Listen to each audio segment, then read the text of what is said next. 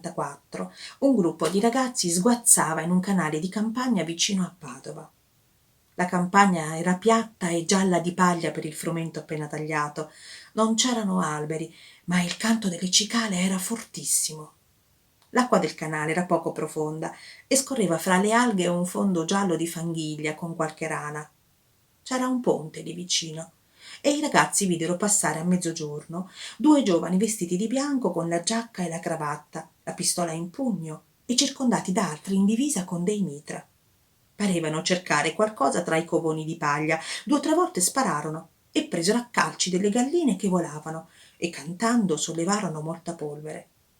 Quel giorno si era unito alla compagnia dei ragazzi un soldato tedesco molto giovane, con un busto di gesso che gli sosteneva il collo, di nome Fritz, con una fisarmonica. Aveva una pistola P38 dal fodero di cuoio lungo e nero, che montò e smontò davanti ai ragazzi molto attratti. Uno della compagnia, di nome Roberto, aveva portato con sé una cuginetta bionda e abbronzata che veniva da Milano e si chiamava Coralla. Aveva le orecchie bucate e 2 minuscoli orecchini in forma di anello con una perlina.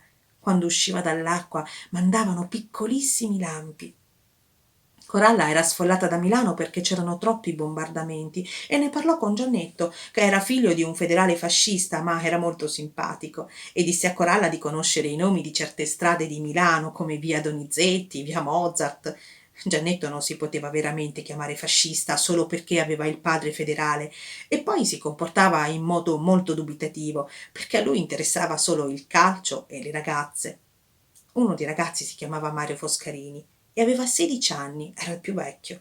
Quasi non guardò Coralla al momento della presentazione, anzi si tuffò nel canale, emergendo parecchio tempo dopo, forse 2 o 3 minuti. Mario era anche il più bello dei ragazzi, perché gli altri erano quasi bambini. Aveva capelli lunghi, neri, ondulati, che sapevano odore di pane fresco quando usciva dall'acqua. Un altro dei ragazzi, Massimiliano, detto Max, guardava Mario, Fritz e Coralla con molta invidia, ma era un'invidia particolare perché era più ammirazione che invidia ed egli si sentiva debole.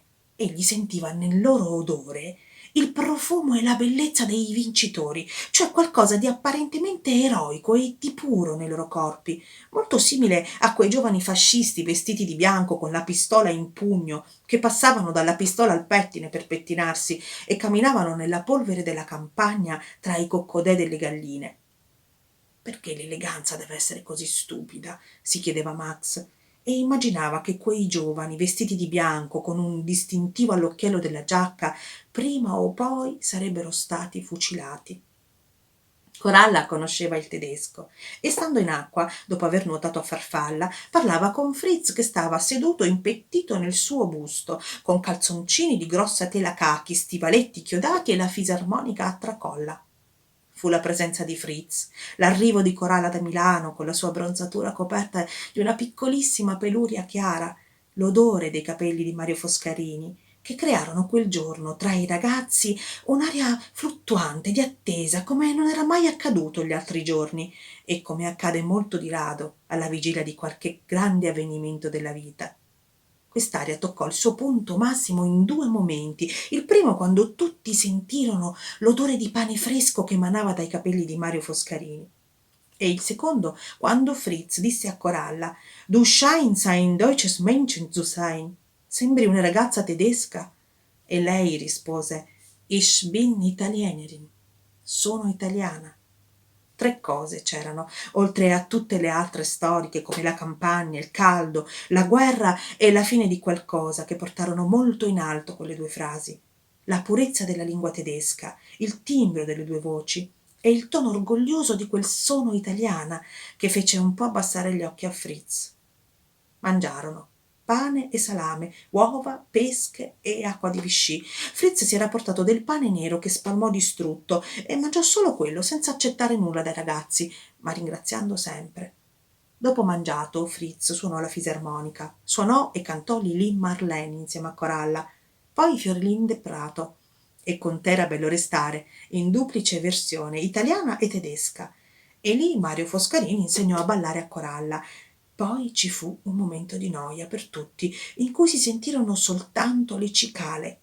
qualche gallina lontana e il parlottare di Giannetto e di Max, amici intimi nonostante la politica. Max sapeva che Giannetto gli voleva molto bene, ma la differenza era che tra i due Max emanava amicizia e Giannetto la riceveva con tutto il bene possibile. Giannetto, mentre Max parlava, lo guardava allo stesso modo di Coralla che guardava Fritz senza mai guardarlo, cioè guardandolo in trasparenza e pensandolo allo stesso tempo, per non far vedere la direzione dello sguardo. Coralla a un certo punto chiese a Fritz di vedere la P38 e la prese anche in mano con un batticuore molto evidente. I loro ginocchi si toccavano. Ancora una volta Fritz disse Deutsches Männchen, ma Coralla non rispose. Fu in quel momento che si udì un rombo molto lontano. Flugzeug, disse Fritz, e tutti guardarono in aria nel cielo bianco di caldo. Il rombo si distese nel cielo e aumentò, ma non si vedevano aerei. Veniva da sud, accompagnato via via da un grande silenzio. Anche le cicale smisero di cantare. Poi cominciarono i primi bagliori lontani e infine si videro avanzare gli aerei, altissimi e lucenti, in tre grandi formazioni a triangolo. Contiamoli, disse Giannetto, non ne ho mai visti tanti. Quando furono sulle loro teste, Max disse con una strana gioia nella voce: sono 36. Ma il rombo non si spense e se ne udì un altro e poi un altro ancora. Max contava sempre e per quasi mezz'ora passarono sul loro capo a grande altezza gli aerei. Bestie dentro stalle lontane cominciarono a muggire. Un solo aereo restò indietro, con la coda fumante e perdendo quota. Quando passò su di loro, videro chiaramente la stella americana, la prima della loro vita. 4 piccole palle uscirono dalla fusoliera. Uno dopo l'altro si aprirono i paracadute. I ragazzi seguivano con gli occhi i paracadute verdi scendere oscillando e cercavano di distinguere gli uomini, gli americani, che non avevano mai visto, col cuore in gola. Di là, dalle colline avvolte nel vapore, salirono i boati, gli schianti e numi di fumo. Max vide chiaramente le pupille di Fritz dilatarsi e i suoi occhi diventare quasi neri. «È Verona», disse, «la guerra finirà presto».